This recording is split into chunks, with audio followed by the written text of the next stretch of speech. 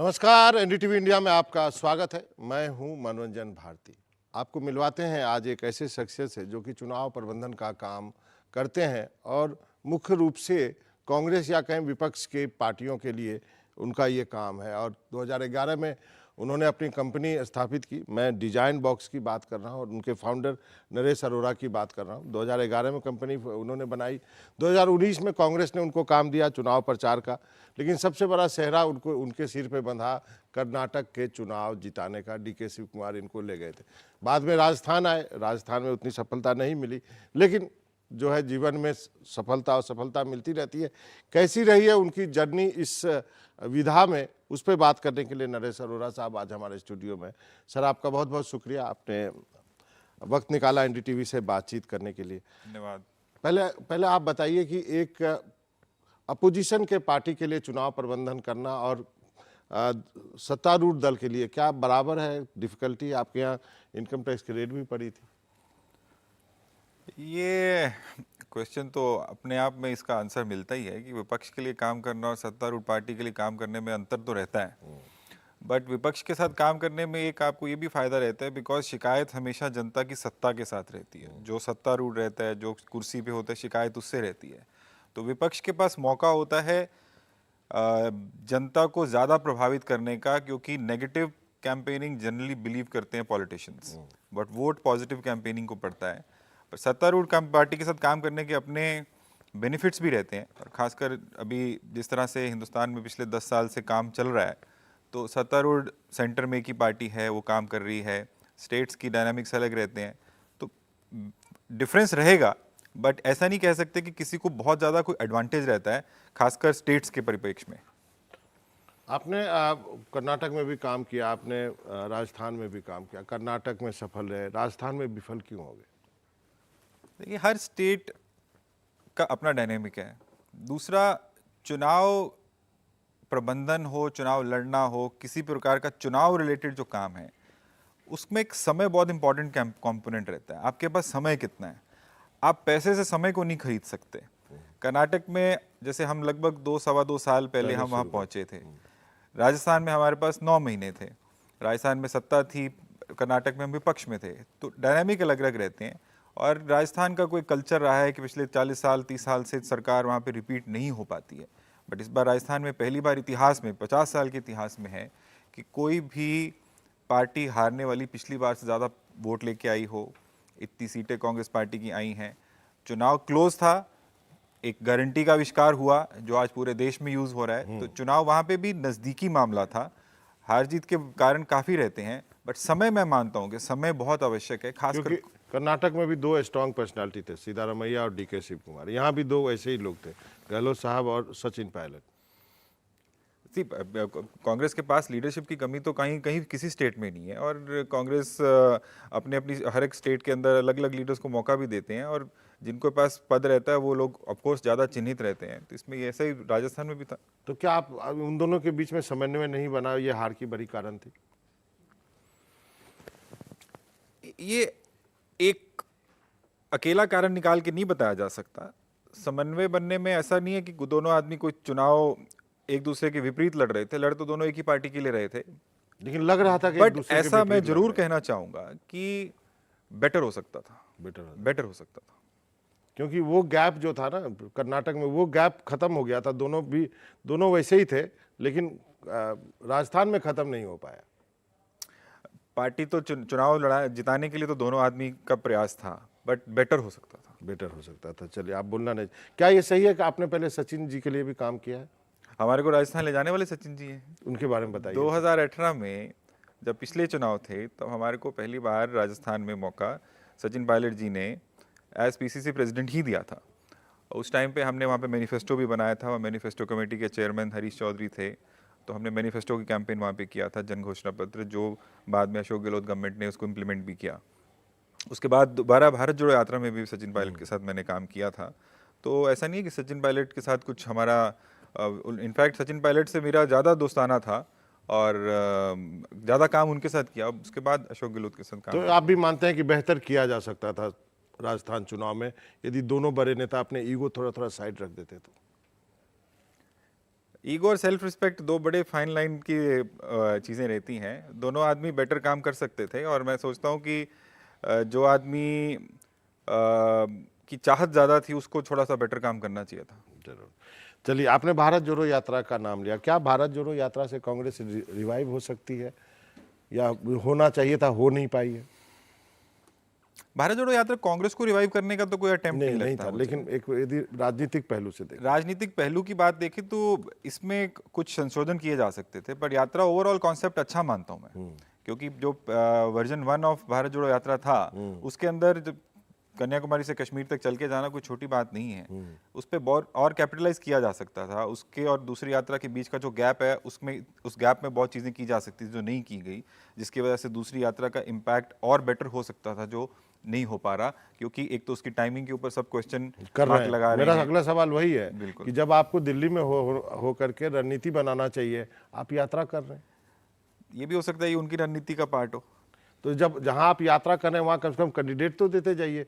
आप यात्रा कर रहे हैं, यदि धनबाद में है या कहीं भी है, यदि आज रायबरेली में है, आप कल अमेठी में थे, तो आप बोलते ही ये कैंडिडेट है, इसके लिए वोट मांगते। देखिए मनोरंजन जी, कांग्रेस पार्टी के अंदर यात्रा करके कैंडिडेट देना या नहीं देना ये बहुत छोटी बात है। कांग्रेस पार्टी के एक स्टाइल और एक कल्चर है, उस स्टाइल और कल्चर में अब बहुत बड़े ड्रास्टिक चेंजेस की आवश्यकता है। समय बदल चुका है, प्रतिद्वंदी बदल चुका है, गेम के रूल्स बदल चुके हैं। कांग्रेस पार्टी जब तक उस मानसिकता को नहीं अपनाती या उस मानसिकता को छोड़ के अपने आप को रिवाइव करने के लिए, रिफॉर्म करने के लिए बात नहीं सोचती, तो आदमी इधर उधर करने से कुछ नहीं होने वाला। आपको कभी कुछ दिखेगा, कभी कुछ छुप जाएगा। बट अगर आपको लंबी गेम, लंबी पारी खेलनी है जिसकी आवश्यकता सामने सबको दिखती है, इसमें कोई कोई राजनीतिक सलाहकार की आवश्यकता नहीं है, वो मैं मानता हूं कि ज़्यादा बेटर बात है। जैसे मान लेते हैं, एक छोटा सा एक उदाहरण देना चाहूँगा। अभी सोनिया गांधी जी राजस्थान से राज्यसभा के लिए सांसद राज्यसभा जाने वाली हैं। पहले तो क्योंकि वहाँ पे 70 MLA जीत के आए तो वहाँ पे राज्यसभा की सांसद की सीट बनी। अब एक बहुत बड़ा डिस्कशन बार बार सुनने को मिल रहा है और मैं भी पिछले 1-2 महीने से बार बार अलग अलग प्लेटफॉर्म से बोल चुका हूँ, इंडिया अलायंस की क्या महत्वता है, इंडिया अलायंस कितना कारगर साबित होगा, कितना विफल होगा, चल पाएगा, नहीं चल पाएगा, इस तरह के बहुत सारी बातें हो रही। और सबसे बड़ी शिकायत मीडिया की या और लोगों की, जो लोग क्रिटिकल एनालिसिस करते हैं, कि इंडिया अलायंस ने कोई नेता चुनने में देरी कर दी, पब्लिक मीटिंग्स नहीं की, इस प्रकार की बहुत सारी बातें हैं। और कुछ अलायंस का इम्पैक्ट ग्राउंड पे नहीं है, सीट शेयरिंग नहीं हो पा रही है। सही है। अब मैं आपको एक अपना ओपिनियन देना चाहता हूं कि सोनिया गांधी रायबरेली से सांसद थी। उत्तर प्रदेश के बिना हिंदुस्तान में सरकार किसी की आज तक ना बनी है, ना बन सकती है। उत्तर प्रदेश से उनको वहां पे अब लोकसभा नहीं लड़ने का मन हुआ, पार्टी का निर्णय हुआ, उनका निर्णय हुआ। अखिलेश यादव के साथ आज भी कश्मकश चल रही है, क्या होगा क्या नहीं होगा। हाँ, आज भी जब हम बात कर रहे हैं, अखिलेश यादव जो है राहुल की न्याय यात्रा में शामिल नहीं हुए हैं, उन्होंने 17 सीट कर दिया। कांग्रेस जो है मुरादाबाद भी मांग रही है, जो कि उनकी सिटिंग सीट है, और बिजनौर मांग रही है, जो वो देने के लिए तैयार नहीं। बात यहाँ पे अटकी पड़ी है। अखिलेश सपा ने कहा पहले ये फाइनल करो तब यात्रा में। आप कंटिन्यू। मैं सीट शेयरिंग की बात नहीं, आप ठीक है, हाँ, मैं आपको बड़ा नैरेटिव की बात करता हूँ, क्योंकि जब तक बड़े नैरेटिव नहीं होगा तब तक कोई आदमी को मैसेज नहीं जा सकता। इंडिया अलायंस का आप सर्वे करके देख लें, हिंदुस्तान में 99.9% जनता को इंडिया अलायंस क्या नहीं मालूम है। आपके पास कोई मौका आपने ऐसा चुना नहीं जिससे आप इंडिया अलायंस को स्थापित कर पाए। ये राज्यसभा एक बहुत बड़ा मौका था मेरे हिसाब से। वो कैसे? कांग्रेस पार्टी अखिलेश यादव के साथ तालमेल करके सोनिया गांधी को अगर राज्यसभा भेजना था तो उत्तर प्रदेश से भेजती। 5 सीटें लोकसभा की छोड़नी पड़ती, छोड़ देती। उससे 2-3 फायदे होते। पहला, आप उत्तर प्रदेश नहीं छोड़ते, आपका अम्बिकल कॉर्ड जुड़ा रहता। दूसरा फायदा, अखिलेश यादव अगर आपको सपोर्ट करके, जो उत्तर प्रदेश में दूसरी सबसे बड़ी पार्टी है, कांग्रेस से बहुत ज्यादा नंबर्स हैं उनके, वो आपका उनके साथ तालमेल इतने बड़े सिंबॉलिक वे पे आता कि कोई क्वेश्चन नहीं कर पाता। तीसरी बड़ी बात, कांग्रेस का कार्यकर्ता, सपा का कार्यकर्ता नीचे आपस में हर्षोल्लास से रहता कि भाई हमने इतना बड़ा काम करके दिया है। सपा वाले सोचते हैं हमने उनको दिया, कांग्रेस वाले सोचते हैं कि भाई हमने इनके साथ मिलकर काम किया। ऐसे मौके आपको राजनीतिक सोच से ही आते हैं। और राजस्थान से सांसद तो वो हो जाएंगी, राजस्थान का अपने आप को सौभाग्यशाली मानता होगा, कांग्रेस वाले मानते होंगे कि भाई हमारे वहाँ पे सोनिया गांधी हमारी प्रतिनिधित्व करने वाली हैं। बट पॉलिटिकली आपको प्रॉब्लम स्टेटमेंट अगर सॉल्व नहीं करेंगे, आप कुछ ऐसी बातें नहीं करेंगे जिससे मैसेजिंग बड़ी हो, बात करनी और बात को समझना, ये बहुत अलग अलग चीजें हैं। तो आपने कहा कि कांग्रेस को अब मोहरे बदलने से काम नहीं चलेगा। आप बिल्कुल नहीं, हैं? बिल्कुल नहीं चलेगा। तो कैसे ठीक किया जाएगा? एक तो नॉन गांधी भी तो बैठा के देख लिया लोगों ने। पहले ये शिकायत थी कि नॉन गांधी लेके आओ, नॉन गांधी आएगा तो शायद कुछ नया होगा, कुछ तो हो नहीं पाया। अहमद पटेल जब जीवित थे तो कांग्रेस ने एक बहुत बड़ा रीऑर्गेनाइजेशन किया था, ऑर्गेनाइजेशन रीशफल किया था, जिसमें काफ़ी सारे सीनियर फेसेस की जगह जूनियर फेसेस को या यंगर फेसेस को जनरल सेक्रेटरी बनाया गया था। तो मैं उस दिन उनके पास बैठा था, तो लिस्ट आई तो मेरे को बोले तुम पढ़ के बताओ, हालांकि वो सब जानते थे।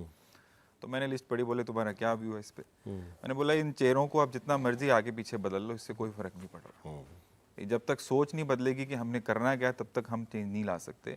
और आज भी मैं ऐसा मानता हूं कि सोच को बदलाव की आवश्यकता है। उसके अंदर आप गांधी बनाएं, आप नॉन गांधी बनाएं, कांग्रेस का वोट परसेंटेज अभी भी कांग्रेस के पास आ रहा है, तो ये बहुत बड़ी उनके लिए अचीवमेंट मानता हूं मैं।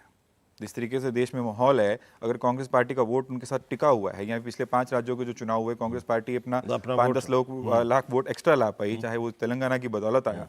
बट इस बात को अगर कैपिटलाइज नहीं किया जाएगा, उस बात को याद नहीं रखा जाएगा, उसको फॉर ग्रांटेड लिया जाएगा, तो वो बहुत देर तक रहेगा नहीं आपके पास। तो अब आपको क्या लगता है फिर लोग कांग्रेस से जा क्यों रहे हैं? क्या कौन सा ऐसा कारण है? बहुत पुराने लोग, कमलनाथ जैसे लोग जा रहे हैं, अशोक चौहान जैसे लोग चले गए।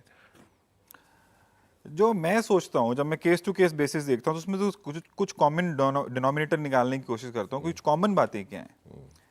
लोगों की शिकायत रहती है कि हमने एबीसी को इतना कुछ दिया, पार्टी ने मुख्यमंत्री बनाया, किसी को मंत्री बनाया, किसी को सांसद बनाया, किसी को विधायक बनाया, तो फिर ये छोड़ के जा रहे हैं, ये दगाबाज हैं, एक्सेट्रा, हर तरह की बात होती है जो कांग्रेस के थ्रू है। ईडी का वो है।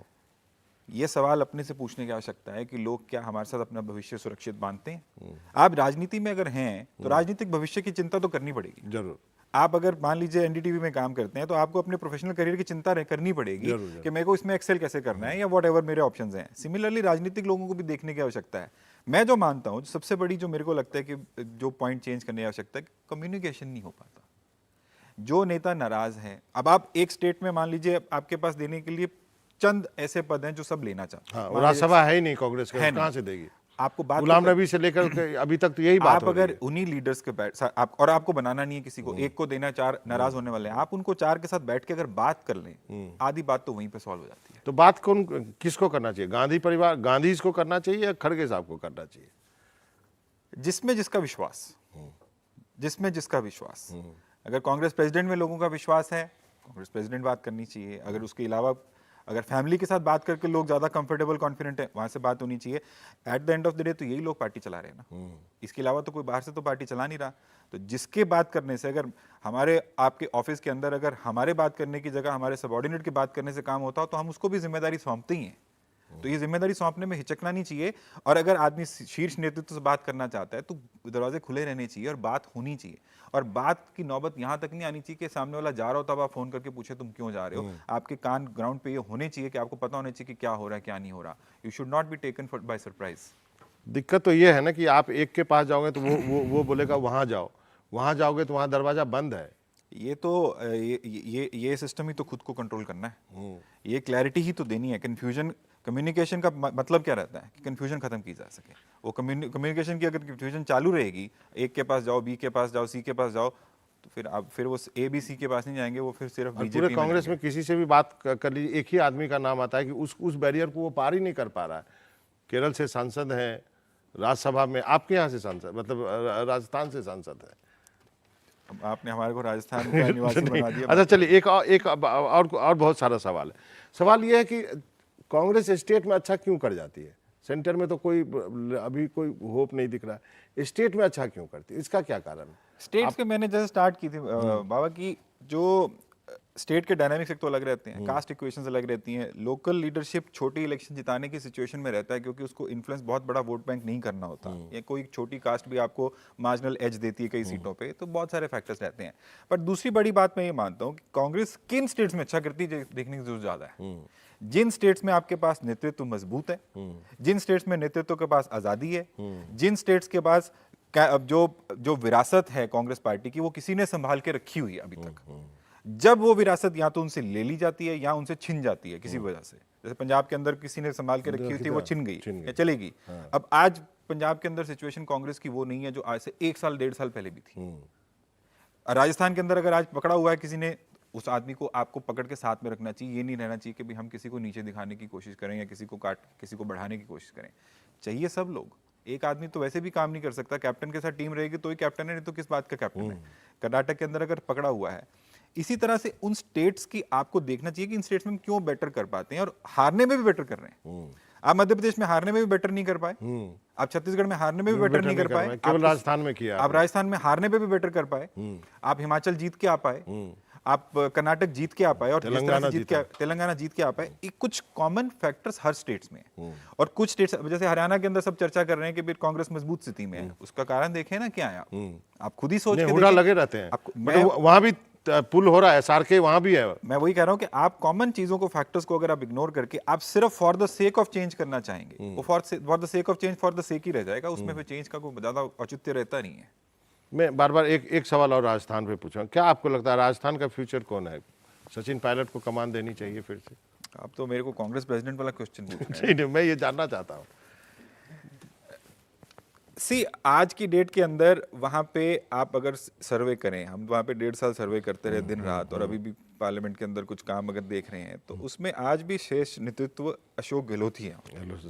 और ये बात कांग्रेस के अलावा बीजेपी के सामने भी, बीजेपी में भी शेष नेतृत्व अशोक गहलोत ही है। अगर आप अशोक गहलोत की रेटिंग देखें तो अशोक गहलोत बाकी सब के मुकाबले कई गुना आगे हैं। जो कि वसुंधरा राजे सिंधिया को माना जाता था कि ये front runner for the chief minister हैं या बीजेपी की सबसे प्रबल दावेदार हैं या उनकी सबसे बड़ी नेता हैं, उनकी रेटिंग भी अशोक गहलोत से 1/3 या 1/4 गिरती है, और ये अक्रॉस राजस्थान है।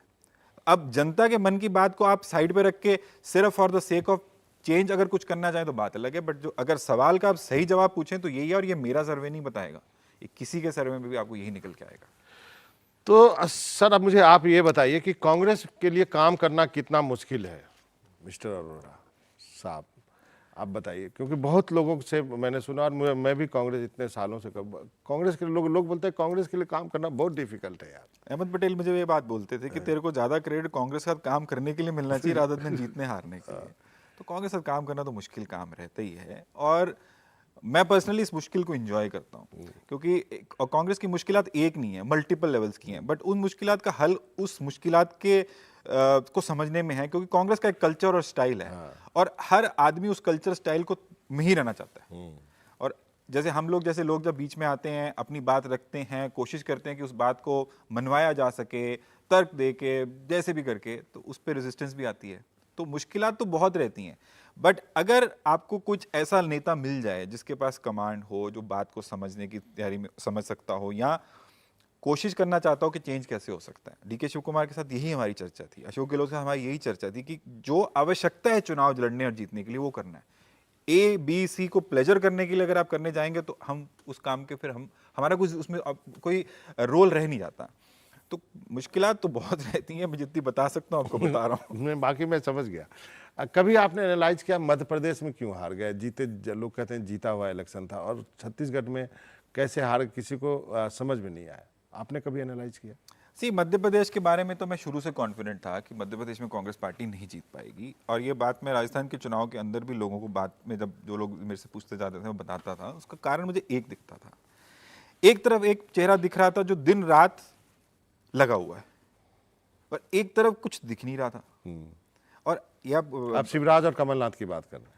आपके सामने हाँ जी। एक चेहरा दिख रहा था दिन रात, दिन में 25 मीटिंग, 30 मीटिंग, सोशल मीडिया पे वहां पे एक बंदा है कांग्रेस का अध्यक्ष जो कि 2 मीटिंग कर रहा है। एक तरफ से कुछ अपने को दिख नहीं रहा था कि कुछ ऐसा कुछ भी हो रहा है। दूसरी बात,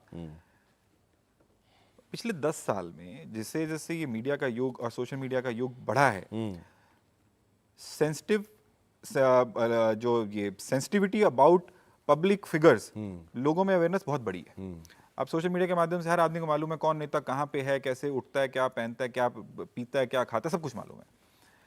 अब उस सेंसिटिविटी में जो मेहनत करता है वो दिखता है। भारत जोड़ो यात्रा में जो राहुल गांधी ने संघर्ष किया वो दिखा, वो दिखता है, तो लोग उसको जरूर उसकी सराहना करते हैं, उसको चाहे वोट में करें चाहे उसकी बातों में करें। तो वो मेरे को दिख रहा था मध्य प्रदेश में कि एक तरफ पूरा जोर लग रहा है, और वो जोर इसलिए नहीं लग रहा होगा कि वो चुनाव हार रहे हैं, कुछ तो उनको भी दिख रहा होगा कि करने से फायदा आ रहा है। तो मध्य प्रदेश की तो कहानी यहाँ पे है। जहां तक छत्तीसगढ़ की बात है, क्योंकि छत्तीसगढ़ का चुनाव पिछली बार हमने लड़ा था, छत्तीसगढ़ में 2-3 इंपॉर्टेंट फैक्टर्स थे जो बहुत हाईलाइट बार बार हो रहे थे, जिसमें से एक फैक्टर करप्शन का था। और उस करप्शन के फैक्टर से आई थिंक एक इमेज वहाँ पे बन गई। ऐसी बनी कि भाई ये बात, और बीजेपी ने उस पर इनकैश किया। और एक वहाँ पे जो बस्तर का ट्राइबल रीजन है, उस ट्राइबल रीजन के अंदर भी मेरे हिसाब से कुछ कमियां रहेगी वहाँ पे। लोकसभा चुनाव के लिए कांग्रेस की कितनी तैयारी मानते हैं आप? है 0? मैं उस तैयारी में सम्मिलित नहीं हूँ, तो मेरा उस पर कमेंट करना अच्छा नहीं है, पर दूर से ऐसा दिखता है कि अभी तैयारी में कमी है। ओबीसी की बात कर रहे हैं राहुल गांधी, एमएसपी की गारंटी की भी बात कर रहे हैं। आपको लगता है इस सब चीज़ का इम्पैक्ट होने वाला है? समाज में जो मुद्दे मैटर करते हैं उन सबका इम्पैक्ट होता है, नंबर 1। नंबर 2, आपका उन मुद्दों के ऊपर आपका कम्युनिकेशन कैसा है, क्या लोगों को बात समझ में आ रही है। अब जैसे भारत जोड़ो न्याय यात्रा निकल रही है, अब मैं नहीं मानता कि किसी भी आदमी को मालूम होगा कि इस यात्रा का मतलब क्या है। मतलब क्या सही में? अगर यही यात्रा नौकरी बनाओ यात्रा या और किसी नाम से चलती जिसका फोकस्ड अप्रोच रहता, तो उसका मेरे ख्याल से इम्पैक्ट बेटर आता। तो ओबीसी मुद्दा जो बार बार उठ रहा है, जिसकी जितनी भागीदारी उसकी उतनी हिस्सेदारी, नहीं, ये मुद्दा बन सकता था, बट आप मुझे बन नहीं बताएं कि पाया। उस मुद्दे के ऊपर आज तक कौन सी कैंपेन हुई कांग्रेस की तरफ से? कोई नहीं। क्या कांग्रेस ने घर घर जाके लोगों से बात करने की कोशिश की ओबीसी से कि भाई आपको हम इसमें कितनी, आपको इसमें कितना रुचि है, क्या आप ये चाहते हैं, हो नहीं हो? कम से कम जिसकी आप बात कर रहे हैं उसको मालूम तो होना चाहिए कि आप उसकी बात कर रहे हैं। कांग्रेस पूरे विपक्ष को समेटने की बात कर रही थी, जो कि कहीं जाती नहीं थी। नीतीश चले गए, ममता का भी सही नहीं। आपको लगता है एक बहुत बड़ा जो वोट बैंक था वो बीएसपी को छोड़ दिया कांग्रेस ने? क्या आपको लगता है कि उन मायावती को भी अप्रोच करना चाहिए था कांग्रेस लीडरशिप? जो लोग बीजेपी के साथ नहीं है उनको सबको अप्रोच करना चाहिए था।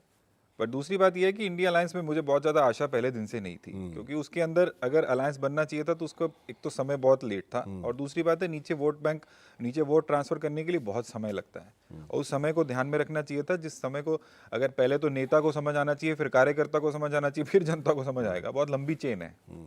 एक अंतिम का सवाल है, मोदी इम्पैक्ट का कोई काट है आपके पास? जनता के मुद्दों की बात करनी पड़ेगी। जनता को जो मुद्दे मैटर करते हैं, बीजेपी स्टेट्स में क्यों हारती है? बीजेपी स्टेट्स में हारती है तो वहाँ पे लोगों को लगता है कि कोई और आदमी सॉल्व कर सकता है। अगर वहाँ लोगों को सेंटर में लगेगा कि भाई हाँ हमारे मुद्दे हैं, कोई और सॉल्व कर सकता है, तो क्यों नहीं काटे? बट कम्युनिकेशन इफेक्टिव चाहिए उसमें। चलिए अरोड़ा साहब, बहुत बहुत शुक्रिया, बहुत मज़ा आया बात कर। दिल की बात आपने करी, मुझे लगता है बहुत सच्चाई और ईमानदारी से आपने हमारे सवालों का जवाब दिया। तो एनडीटीवी इंडिया में इतना ही। उम्मीद करता हूँ कि ये इंटरव्यू आपको पसंद आया होगा।